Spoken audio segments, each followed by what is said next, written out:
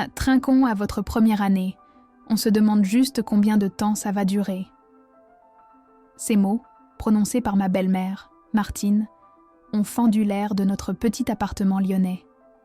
Le tintement de son verre de Bourgogne contre le sien a été le seul son pendant une éternité.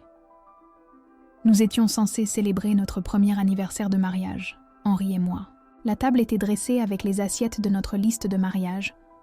Le bœuf bourguignon que j'avais passé l'après-midi à préparer embaumait la pièce, et une bougie vacillait entre nous. Henri, mon mari, s'est figé, la fourchette à mi-chemin de sa bouche.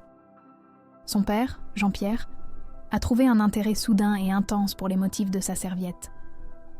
Moi, je l'ai regardé droit dans les yeux, sans ciller. Son sourire était fin, acéré, une lame polie par des années de pratique. Elle venait de déclarer la guerre, encore une fois. Mais cette fois-ci, c'était en public. Elle pensait que j'étais sans défense, comme toujours. Elle avait tort. Pendant plus d'1 an, j'avais enduré ses piques, ses critiques voilées et ses soupirs de martyr. Martine était une experte dans l'art de la manipulation affective, une reine dans son royaume de culpabilité. J'avais tout essayé, la gentillesse, les cadeaux attentionnés, les compliments sur sa cuisine, même lorsque c'était à peine mangeable. Je m'étais efforcée de devenir la belle-fille parfaite, espérant naïvement qu'en étant irréprochable, je pourrais gagner une trêve, sinon son affection. Mais pour elle, ma simple existence était une offense, une intrusion dans la relation fusionnelle qu'elle entretenait avec son fils unique. Si vous avez déjà eu l'impression de devoir vous battre pour votre place dans votre propre famille, alors vous comprenez le silence qui s'est installé à cette table. Chaque sourire que je lui avais offert était une concession, chaque silence une bataille reportée. Ce soir, elle avait franchi une ligne, ignorant que j'avais passé l'année écoulée à construire une forteresse derrière mon propre silence. Ce qu'Henri, et même son père, ignoraient, c'est que je savais tout. Je savais pour la campagne de diffamation qu'elle avait orchestrée 1 mois avant notre mariage. Je savais pour les messages qu'elle avait envoyés aux tantes et aux cousins, inventant une histoire de dette de plus de 20 000 € à mon nom, me dépeignant comme une croqueuse de diamants venue dépouiller leur précieux Henri. Je savais tout cela parce que Lucie, la cousine d'Henri, avait eu la décence de tout me transférer en secret avec une simple note. « Je pense que tu devrais savoir. » J'avais gardé ces captures d'écran comme un trésor empoisonné, attendant le bon moment. Je n'avais rien dit pour protéger Henri, pour lui offrir un mariage heureux, sans l'obliger à choisir entre sa mère et sa future femme. J'ai porté ce fardeau seul, souriant sur les photos de mariage, tout en sachant que la femme qui m'embrassait sur la joue avait tenté de tout détruire. Alors que le silence s'étirait, lourd et suffocant, Henri a enfin trouvé sa voix, un murmure étranglé. « Maman, ça suffit. » Il allait la défendre, comme toujours, mais avec une lassitude nouvelle. C'est là que j'ai compris que le moment était venu. Avant qu'il ne puisse continuer, j'ai posé doucement ma main sur son bras et j'ai levé mon propre verre. Un sourire calme s'est dessiné sur mes lèvres, un sourire qui a effacé celui de Martine. Tous les regards se sont tournés vers moi, surpris par mon audace. Ils s'attendaient à des larmes, à une fuite, à une autre défaite silencieuse. Ils ne savaient pas que la patience n'est pas de la faiblesse, mais une stratégie. Martine pensait que ces mots étaient une conclusion, la fin de notre histoire. Elle ne réalisait pas qu'ils étaient en fait le début de la sienne. Ce soir, la vérité aurait enfin sa place à table, et elle ne serait pas servie froide, mais brûlante. Mon sourire n'était pas une provocation. C'était une promesse que je m'étais faite 1 an plus tôt. La guerre n'a pas commencé ce soir-là, avec ce toast amer. Elle a commencé dans le silence, par des messages envoyés dans mon dos. Au début, ce n'était que des piques. Martine avait ce talent pour déguiser ses insultes en conseils. Mon appartement était charmant, mais un peu petit pour recevoir. Ma carrière de graphiste était créative, mais pas très stable. Et mon amour pour Henri était touchant, mais si soudain. Chaque compliment était une porte ouverte sur une critique. Chaque geste de gentillesse, une occasion pour elle de me rappeler ma place. Celle de l'étrangère, de la pièce rapportée. J'ai passé des mois à essayer de déchiffrer son code, à me plier en quatre pour mériter une approbation qui ne viendrait jamais. Je lui préparais ses plats préférés, je me souvenais des anniversaires de tantes éloignées, j'absorbais ses monologues sur la grandeur de sa famille. J'étais une élève studieuse dans l'art de devenir invisible. Puis, 1 mois avant le mariage, la guerre est devenue officielle. C'était un mardi soir. Je finalisais les plans de table, quand mon téléphone a vibré. C'était Lucie, la cousine d'Henri. Le message était court. « Je pense que tu devrais savoir. » En dessous, une série de captures d'écran. C'était des conversations de groupe, orchestrées par Martine. Elle y expliquait, avec un luxe de détails inventés, que j'étais criblée de dettes, à hauteur de plus de 20 000 € et que j'épousais Henri pour sa situation financière. Elle me décrivait comme une manipulatrice, une profiteuse qui cachait son jeu derrière un sourire innocent. Je suis restée assise dans le silence de notre futur appartement, les mots de Martine brûlant sur l'écran. Elle ne cherchait pas à me critiquer, elle cherchait à m'anéantir. Chaque mot était calculé pour semer le doute, pour empoisonner l'esprit de la famille, avant même que j'aie pu y entrer. Le choc n'était pas dans la haine, mais dans la froideur de sa stratégie. Ma première impulsion a été de tout montrer à Henri, de pleurer, de crier, de lui demander de choisir. Mais j'ai regardé son visage endormi à côté de moi cette nuit-là, l'excitation pure qu'il ressentait à l'idée de notre mariage. Et j'ai su que je ne pouvais pas. Lui révéler la vérité aurait été comme faire exploser une bombe dans sa propre maison. Cela l'aurait forcé à voir le monstre qui se cachait derrière le visage de sa mère, quelques semaines seulement avant de lui tenir la main à l'autel. Il aurait été dévasté, et notre mariage aurait commencé sur les cendres de sa relation avec elle.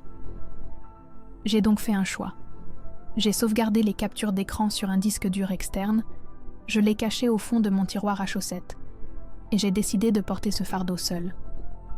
Je lui ai offert un mariage heureux, des sourires sincères, et une cérémonie sans l'ombre d'un drame.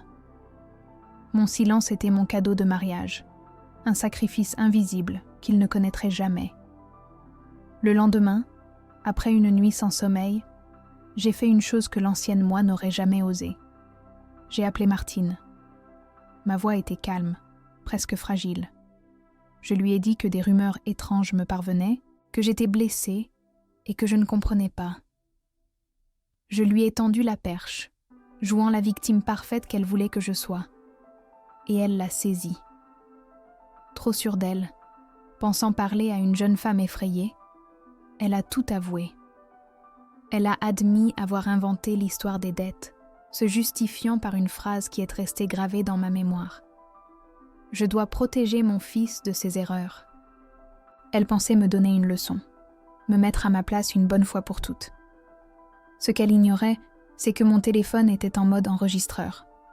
J'ai écouté sa confession, le cœur battant à tout rompre, et j'ai sauvegardé ce fichier audio juste à côté des captures d'écran. J'avais maintenant non seulement la preuve de son mensonge, mais aussi celle de son intention. Pendant 1 an, j'ai vécu avec ces preuves comme on vit avec une maladie chronique. Une douleur sourde, toujours présente. J'ai souri à Martine lors des déjeuners du dimanche, je l'ai laissé critiquer ma décoration et commenter mon poids. Chaque interaction était une performance. Je la regardais jouer son rôle de belle-mère aimante, tout en sachant la vérité. J'attendais, pas par peur, mais par stratégie. J'attendais le moment où Henri serait assez fort pour voir par lui-même. Le moment où elle commettrait une erreur, non pas en secret, mais en plein jour. Je savais qu'il viendrait, car les gens comme Martine ne peuvent pas s'empêcher de vouloir le dernier mot. Ce soir, en levant son verre pour porter un toast à notre divorce imminent, elle ne m'a pas attaqué. Elle m'a donné la permission. Elle venait, sans le savoir, de charger le pistolet que je tenais pointé sur elle depuis 365 jours. Alors que je levais mon verre, un calme glacial s'est emparé de moi. J'ai vu le soulagement mêlé d'épuisement sur le visage d'Henri lorsqu'il a murmuré sa faible réprimande à sa mère. C'était la première fois en 1 an qu'il traçait une ligne, même fine, dans le sable. J'aurais dû ressentir de la gratitude, mais tout ce que je sentais, c'était la certitude amère que c'était trop peu, trop tard. Son intervention n'était qu'un pansement sur une hémorragie. Martine avait passé des mois à empoisonner notre mariage, et un simple « ça suffit » ne pouvait pas annuler le venin déjà injecté. J'ai compris à cet instant que l'attendre, espérer qu'il voie la vérité par lui-même, était une erreur. Il ne pouvait pas voir ce qu'elle cachait si habilement. Je devais allumer la lumière moi-même, non pas pour le blesser, mais pour le libérer. L'espoir d'une réconciliation, d'une famille harmonieuse, est mort à cet instant précis, remplacé par une résolution froide et tranchante comme l'acier.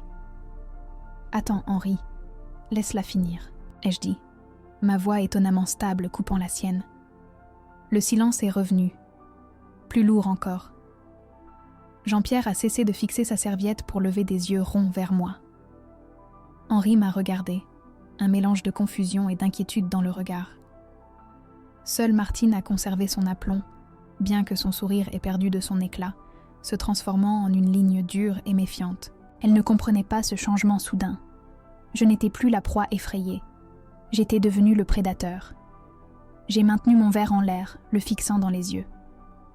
En fait, moi aussi j'aimerais porter un toast, à la vérité. Ces 2 derniers mots ont résonné dans la pièce comme une détonation. Le masque de Martine s'est fissuré, laissant entrevoir une lueur de panique. Elle savait que je savais quelque chose, mais elle n'imaginait pas l'étendue de mon arsenal. J'ai reposé délicatement mon verre de Bourgogne sur la nappe blanche, le son cristallin marquant la fin d'une ère. Lentement, sans la quitter des yeux, j'ai glissé la main dans mon sac posé à côté de ma chaise. J'en ai sorti mon téléphone. L'objet, habituellement anodin, semblait soudain lourd de sens. Une boîte de Pandore moderne au milieu de notre table de fête. Je l'ai posée au centre, juste à côté de la bougie dont la flamme dansait, projetant des ombres mouvantes sur nos visages figés. Le geste était délibéré, théâtral. Ce n'était plus un simple dîner d'anniversaire, c'était devenu un tribunal. Henri a froncé les sourcils, essayant de comprendre mon intention, tandis que son père semblait retenir sa respiration. Martine, elle, a dégluti difficilement. L'arrogance avait quitté son visage, remplacée par une appréhension palpable. La table était dressée non plus pour un repas, mais pour un jugement. Martine a tenté de reprendre le contrôle, sa voix se voulant légère et moqueuse, mais trahissant une note stridente. « Qu'est-ce que c'est que cette mise en scène, Chloé ? Tu vas nous passer une petite musique d'ambiance pour détendre l'atmosphère ?» Elle a esquissé un rire forcé, qui est mort dans sa gorge. Je n'ai pas répondu. Je me suis contentée de la regarder, mon silence étant plus puissant que n'importe quelle réplique. C'était une tactique qu'elle m'avait apprise. Le pouvoir de ce qui n'est pas dit. Pendant 1 an, elle avait utilisé le silence pour m'isoler, pour me faire douter. Ce soir, je le retournais contre elle. Mon calme imperturbable la déstabilisait plus que des cris ou des larmes. Elle cherchait une faille, une once de l'ancienne Chloé, celle qui baissait les yeux et acceptait les coups. Mais cette femme n'existait plus. Elle l'avait tuée elle-même, message après message, mensonge après mensonge. Mon pouce a glissé sur l'écran lisse du téléphone, s'arrêtant sur une icône rouge. L'enregistrement, la confession, la preuve irréfutable de sa trahison. J'ai pensé au poids que j'avais porté seul pendant 365 jours. J'ai pensé au sourire que j'avais dû feindre, aux compliments que j'avais dû avaler comme du verre pilé, tout ça pour préserver une paix qui n'était qu'une illusion. Ce n'était pas un acte de vengeance, c'était un acte de survie. Pour moi, pour Henri, pour notre avenir. J'allais briser son cœur pour le sauver d'une vie de manipulation. C'était le sacrifice final, le plus douloureux, mais aussi le plus nécessaire. J'ai levé les yeux une dernière fois vers ma belle-mère, qui me fixait avec des yeux de biche prise dans les phares. Son monde était sur le point de s'effondrer, et c'est moi qui allais appuyer sur le détonateur. J'ai appuyé sur le bouton rouge. Mais avant que la voix de Martine ne remplisse le silence, mon esprit a fait un bond en arrière, 1 an plus tôt, dans la solitude glaciale de mon appartement vide. Après avoir reçu les messages de Lucie, j'ai passé des heures assise par terre, le téléphone à la main, le cœur en miettes. La trahison était si profonde, si calculée, qu'elle m'a laissé sans souffle. Ma première pensée fut pour Henri, pour la douleur que cette révélation lui infligerait. Le montrer aurait signifié détruire l'image de sa mère quelques jours avant notre mariage, le forcer dans un conflit impossible. J'ai donc fait un choix qui m'a condamnée à une année de solitude. J'ai choisi de porter ce fardeau seule. J'ai souri pendant la cérémonie, j'ai dansé notre première danse. J'ai remercié Martine pour son discours hypocrite, tout en sachant qu'elle avait tenté de saboter notre bonheur. Chaque jour de cette année a été un exercice d'autodiscipline, cachant la vérité derrière un masque de normalité. Mon seul point d'ancrage dans cette tempête silencieuse fut Lucie. Une semaine après la découverte, nous nous sommes retrouvés pour un café dans une petite rue pavée du Vieux-Lyon. Elle a vu la fatigue dans mes yeux avant même que je ne parle. Elle ne m'a pas posé de questions, elle m'a simplement dit « Je sais ce qu'elle est. Ma mère a subi la même chose pendant 30 ans. » Ces mots ont été une bouée de sauvetage. Pour la première fois, je n'étais pas seule. Lucie m'a expliqué la dynamique familiale, la manière dont Martine avait toujours régné par la peur et la culpabilité, isolant quiconque osait lui tenir tête. Elle m'a confirmé que les accusations de dette étaient absurdes, une tactique classique pour me discréditer. Ce n'était pas seulement une validation, c'était une permission. La permission de ne plus être une victime. En quittant ce café, la douleur s'était transformée en une froide détermination. Je n'allais pas seulement survivre, j'allais me battre, mais à ma manière, avec mes propres règles. Le plan est né ce jour-là, au milieu de l'odeur du café et des croissants. Il me fallait plus que des captures d'écran, qui pouvaient être contestées ou minimisées. Il me fallait sa voix, sa propre voix, admettant son mensonge. Le lendemain, j'ai pris mon courage à 2 mains et je l'ai appelée. J'ai joué le rôle qu'elle attendait de moi, la jeune femme blessée, confuse, au bord des larmes. J'ai parlé de rumeurs, de ma peine, de mon incompréhension. C'était le plus grand rôle de ma vie, et elle a mordu à l'hameçon. Trop arrogante, trop sûre de son impunité, elle a baissé sa garde. Elle a avoué avoir tout inventé, justifiant son acte par une phrase qui scellerait son destin. Je dois protéger mon fils de ses erreurs. Chaque mot qu'elle prononçait était enregistré, chaque syllabe devenait une brique dans le mur de sa propre prison.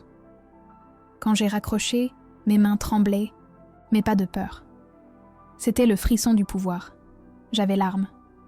Maintenant, il ne me restait plus qu'à choisir le moment pour tirer. Cette année d'attente a été la plus longue de ma vie. J'ai vécu avec cette bombe à retardement, ce fichier audio caché dans un dossier sécurisé de mon téléphone. J'ai observé Henri, j'ai étudié sa relation avec sa mère. Je l'ai vu soupirer après ses appels, j'ai vu la tension sur son visage lors des déjeuners dominicaux.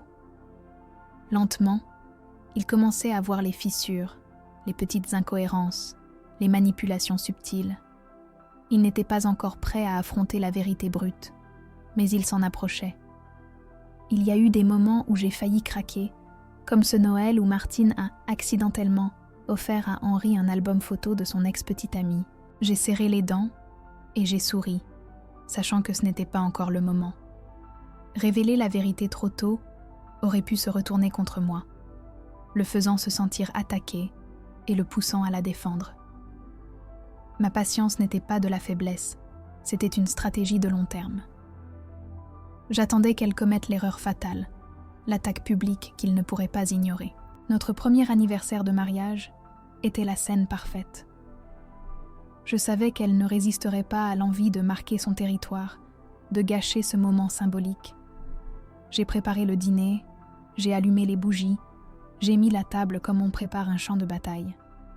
Mon plan était simple, la laisser parler, la laisser se sentir en position de force, la laisser prononcer elle-même sa condamnation. Son toast n'était pas une surprise, c'était le signal que j'attendais. La faible défense d'Henri a été la confirmation finale. Il était prêt. Il avait enfin choisi son camp, même s'il ne le savait pas encore. Alors que mon doigt effleurait l'écran de mon téléphone posé au centre de la table, j'ai senti le poids d'une année de silence se lever de mes épaules. La solitude était terminée. L'heure du jugement avait sonné, et la juge, le jury et le bourreau étaient tous contenus dans ce petit rectangle de verre et de métal. La vérité allait enfin être entendue, J'ai appuyé sur l'icône rouge. Un léger grésillement a précédé la voix. Ma propre voix, enregistrée 1 an plus tôt, fragile et hésitante, demandant à Martine pourquoi de telles rumeurs circulaient. Puis, la sienne. La voix de Martine, claire et nette, a fendu le silence de notre appartement. Elle était pleine d'une fausse compassion, expliquant qu'elle ne voulait pas me blesser, mais qu'elle avait des inquiétudes légitimes. La flamme de la bougie vacillait, projetant des ombres dansantes sur son visage qui se décomposait. Henri a froncé les sourcils, ne comprenant pas encore ce qu'il entendait, penchant la tête comme pour mieux saisir les mots. Jean-Pierre, quant à lui, semblait s'être transformé en statue de sel. Le son sortant de ce petit appareil était plus assourdissant que n'importe quel cri. C'était le son de la vérité, brute et sans phare, servi sur la nappe immaculée de notre premier anniversaire de mariage.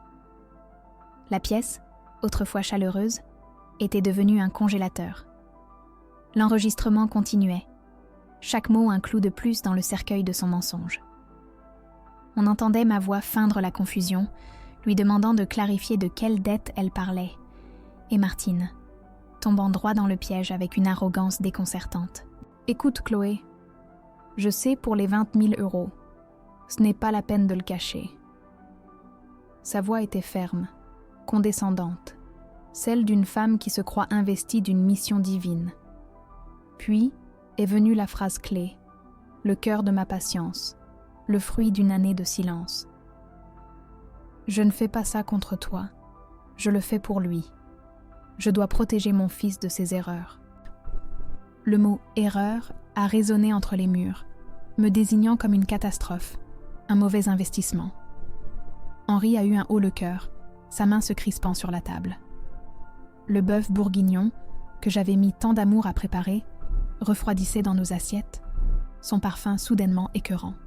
Quand l'enregistrement s'est terminé, un silence absolu est tombé, plus lourd et plus dense que tout ce que j'avais jamais connu. Il a duré 1 seconde, 10, peut-être une éternité. Puis, les réactions enchaînent, silencieuses et dévastatrices. Le visage d'Henri est devenu blême, une pâleur de cire qui effaçait toute couleur de ses joues. Il ne me regardait pas, il ne regardait personne, son regard fixé sur un point invisible au-delà de sa mère. La main de Martine, celle qui tenait encore son verre de Bourgogne, s'est mise à trembler si violemment que le vin rouge a dessiné des cercles concentriques à la surface. Jean-Pierre, lui, a baissé la tête, son regard se perdant dans les motifs de son assiette, comme s'il espérait y trouver une issue de secours. Personne n'a bougé, personne n'a parlé. La vérité n'avait pas besoin de commentaires. Elle venait de dévaster le paysage familial, laissant derrière elle un champ de ruines. Martine a été la première à briser le silence. Elle a reposé son verre avec un bruit sec, le vin se renversant légèrement sur la nappe blanche, une tache de sang sur un linceul. Elle a tourné son visage ravagé par la panique vers son fils, ses yeux implorants, sa bouche s'ouvrant et se fermant, sans qu'aucun son n'en sorte. Puis, les mots sont venus, un torrent désespéré, sa dernière tentative de manipuler la réalité. « Henri, mon chéri. » Sa voix s'est brisée, se transformant en un sanglot théâtral. « Je n'ai fait ça que par amour pour toi, pour te protéger d'elle. » Elle m'a pointé du doigt, un doigt tremblant, me désignant comme la source de tout le mal. Mais son sortilège était rompu. Les larmes n'étaient plus une arme. Elles n'étaient que de l'eau salée sur le visage d'une femme démasquée. Pour la première fois, Henri ne voyait pas sa mère en détresse. Il voyait le monstre. Il n'a pas répondu tout de suite. Il l'a regardé, mais son expression avait changé. Ce n'était plus de la confusion ou de la tristesse. C'était une sorte de clarté terrifiante, comme si un voile venait de se déchirer devant ses yeux après des années d'aveuglement. Il voyait enfin la femme que j'avais vue pendant 1 an.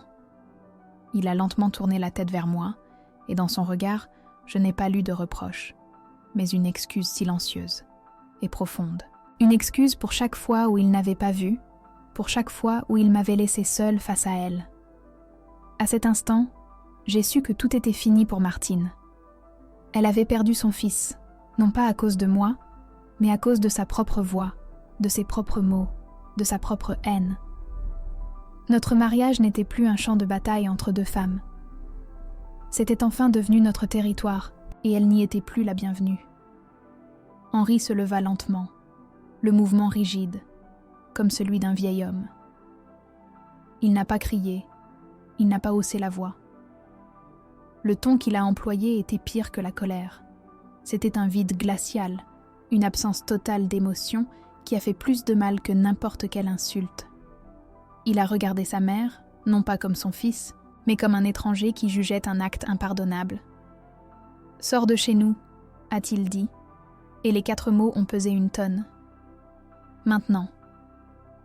Ce n'était pas une demande, c'était un ordre irrévocable.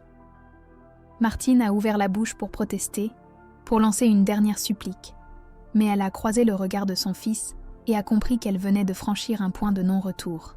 Toutes ses armes, les larmes, la culpabilité, le chantage affectif, étaient devenues inutiles. Elle n'était plus une mère, elle était juste une femme qui avait menti une fois de trop. Son pouvoir, construit sur des décennies de manipulation, s'est évaporé en un instant. Le départ fut d'une tristesse pathétique. Jean-Pierre, qui n'avait pas prononcé un mot de toute la soirée, s'est levé comme un automate, a aidé sa femme à enfiler son manteau, évitant le regard de quiconque. Martine n'a pas pleuré. Son visage était une toile vierge de choc et d'incrédulité. Elle a jeté un dernier regard vers Henri, espérant une fissure, un signe de regret, mais il lui avait déjà tourné le dos. Il regardait par la fenêtre la nuit lyonnaise, comme si elle n'existait déjà plus. J'ai entendu le bruit de leurs pas dans le couloir, puis le déclic doux de la porte qui se refermait. Un silence profond s'est installé, brisé seulement par le léger crépitement de la bougie. Sur la table, la tache de vin rouge sur la nappe blanche ressemblait à une blessure ouverte, le seul témoin visible de la bataille qui venait de se terminer. La guerre était finie, et il ne restait que nous deux au milieu des décombres de notre famille. Après de longues minutes, Henri s'est retourné. Ses yeux étaient rouges, mais il ne pleurait pas. Il m'a regardée, et dans son regard, j'ai lu toute l'histoire de l'année écoulée. La confusion, le déni, et enfin, la douloureuse prise de conscience. Il s'est approché, a pris mes mains dans les siennes, et ses premiers mots n'ont pas été pour sa mère, mais pour moi. « Pardon », a-t-il murmuré, la voix rauque. « Pardon de ne pas avoir vu. Pardon de t'avoir laissé seule avec ça. » Ce simple mot contenait tout. La reconnaissance de mon sacrifice, le regret de sa cécité et la promesse d'un nouveau départ. Je n'ai rien dit. Je l'ai simplement serré dans mes bras. Il n'y avait pas de victoire à célébrer, seulement le soulagement d'être enfin deux contre le monde, et non plus seul contre sa famille. Cette nuit-là, nous n'avons pas célébré un anniversaire de mariage. Nous avons posé la première pierre de notre véritable union, une union fondée non plus sur l'illusion de la paix, mais sur la solidité de la vérité. Les semaines qui ont suivi ont été étrangement calmes. J'ai envoyé l'enregistrement audio à Lucie, non par vengeance, mais pour qu'elle comprenne l'intégralité de l'histoire. Je lui devais bien ça. Elle a été, sans le savoir, l'architecte de cette libération. La nouvelle s'est répandue comme une traînée de poudre dans la famille, mais pas de la manière bruyante et désordonnée que j'aurais pu craindre. C'était un poison lent et silencieux. L'enregistrement est devenu la preuve irréfutable qui a recontextualisé des années de comportement de Martine. Les tantes et les oncles ont commencé à se souvenir de petites cruautés, de manipulations passées, de mensonges subtils. Les appels téléphoniques à Martine se sont espacés, puis ont cessé. Les invitations au dîner de famille ont mystérieusement oublié son nom. Elle n'a pas été confrontée publiquement. Elle a simplement été effacée, mise en quarantaine sociale par ceux-là même sur qui elle pensait régner. Sa plus grande peur, celle de perdre sa place, s'était réalisée. Nous n'avons plus jamais eu de nouvelles directes d'elle. Jean-Pierre a envoyé quelques messages textes polis à Henri pour les anniversaires. Des messages auxquels Henri a répondu avec une cordialité distante. Martine était devenue un fantôme dans notre vie, une histoire que nous nous raconterions un jour, peut-être. Notre appartement, autrefois un terrain neutre où se jouaient des drames silencieux, est devenu notre sanctuaire. Nous avons racheté une nouvelle nappe, nous avons changé la disposition des meubles, nous avons effacé les dernières traces de sa présence. La blessure était profonde et la cicatrice resterait, mais pour la première fois, l'air que nous respirions chez nous était pur, léger, entièrement à nous. Nous avions survécu à la guerre, mais nous savions que la paix avait un prix et qu'il nous faudrait du temps pour apprendre à vivre avec le silence qu'elle avait laissé derrière elle. 6 mois ont passé depuis cette soirée. 6 mois de silence, mais un silence différent, apaisant. Notre appartement lyonnais respire enfin. La lumière du matin qui traverse les fenêtres ne semble plus révéler la poussière sur les meubles, mais simplement éclairer un espace qui est le nôtre, entièrement. Henri et moi avons réappris à vivre ici, sans la tension constante d'une visite imminente, sans le poids des mots non dits. Parfois, je le surprends à me regarder par-dessus sa tasse de café, un sourire doux aux lèvres, et je sais qu'il pense à la même chose que moi. Nous avons survécu. Plus que ça, nous nous sommes retrouvés. La nappe tachée de vin a été jetée depuis longtemps, remplacée par une autre, sur laquelle nous construisons désormais de nouveaux souvenirs, plus simples, plus vrais. Le rire est revenu, non plus comme un acte de politesse, mais comme une musique de fond naturelle à notre quotidien. J'ai appris une chose fondamentale durant cette année d'attente. La véritable force ne réside pas dans la capacité à endurer la douleur en silence, mais dans le courage de fixer une limite définitive à ce qui nous détruit. J'ai passé des mois à croire que ma patience était une vertu, une preuve d'amour envers Henri. En réalité, c'était une forme de déni. Je ne pouvais pas changer Martine. Je ne pouvais pas la forcer à m'aimer ou même à me respecter. La seule chose que je pouvais contrôler, c'était l'accès qu'elle avait à ma vie et à mon bien-être. Révéler la vérité n'était pas un acte destiné à la punir, mais à me protéger. C'était tracer une ligne dans le sable et dire « Votre haine s'arrête ici. Elle n'entrera plus dans ma maison. » Cette prise de conscience a été plus libératrice que n'importe quelle vengeance. C'était une déclaration de souveraineté sur ma propre paix. Cette épreuve m'a transformée de l'intérieur. La jeune femme qui cherchait désespérément l'approbation de sa belle-mère n'existe plus. Je le vois dans mon travail de graphiste. Avant, je doutais de chaque choix, cherchant la validation extérieure pour chaque projet. Aujourd'hui, je crée avec une assurance nouvelle, une voix qui est la mienne, et que je n'ai plus peur de faire entendre. Le silence que j'ai porté pendant 1 an n'était pas un vide, c'était une forge. Il a brûlé la part de moi qui avait besoin de plaire à tout prix, pour ne laisser que l'essentiel, mon intégrité. Quand je me regarde dans le miroir, je ne vois plus une victime, mais une femme qui a appris à transformer sa plus grande blessure en sa plus grande force. Je ne baisse plus les yeux. Je sais ce que je vaux, et je sais surtout ce que je ne suis plus prête à tolérer pour garder une paix illusoire. Notre histoire avec Henri n'est pas une histoire de vengeance, mais de reconquête. Nous avons reconquis notre couple, notre foyer, notre droit à une vie sans manipulation. La vérité a été une chirurgie douloureuse, mais nécessaire pour extraire le poison qui rongeait les fondations de notre mariage. Nous parlons de tout, maintenant, sans tabou.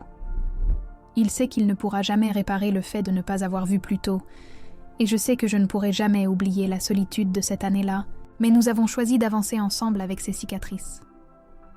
Elles font partie de nous. Elles nous rappellent que l'amour véritable ne consiste pas à éviter les tempêtes, mais à tenir bon ensemble quand elles éclatent. Certaines portes, une fois fermées, doivent le rester pour que la lumière puisse enfin entrer et trouver sa place. Je repense parfois à cette soirée, au son de sa voix sortant de mon téléphone, à la tache de vin sur la nappe. Je ne ressens ni haine ni satisfaction, seulement une forme de paix triste. C'était la fin d'une histoire, mais le véritable début de la nôtre, celle que nous écrivons chaque jour, sur des pages blanches, avec nos propres règles. Nous avons appris à la dure que la famille n'est pas toujours une question de sang, mais de respect, de sécurité et de vérité. Et cette vérité, aussi brutale soit-elle, nous a rendus libres. Mais une question demeure parfois dans un coin de mon esprit, une question que je me pose les soirs de doute. Ai-je eu raison d'attendre 1 an pour révéler la vérité? Ou aurais-je dû la démasquer avant même de dire